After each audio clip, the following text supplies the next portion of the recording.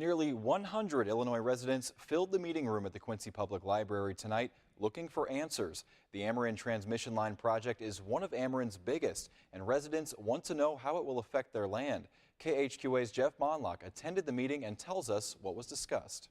Wednesday's meeting involved the public and an attorney from Seaver Story Law Firm. This law firm specializes in representing landowners. Jordan Walker is an associate attorney with that firm and wanted the people to know you have a fight. You have leverage as a landowner, as a citizen, both in the state of Illinois and the United States, to get just compensation. The law says it.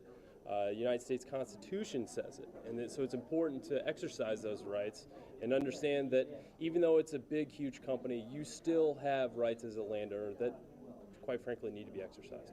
Walker says people need to be prepared for when Ameren begins to look to compensate the public for their land. He says there is more to compensation than just the verbal proposal. Ameren does not have eminent domain currently, therefore they cannot just acquire property for public use, such as the transmission line project. Ameren has not sought that power. They intend, at least right now, to acquire all the properties via just private negotiations, arm's-length transactions.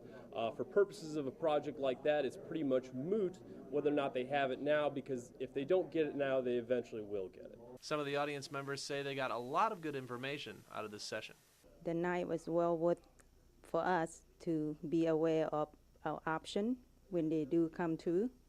If we are affected by it, then we a lot smarter than before we came. Jeff Monlock, KHQA News, Quincy.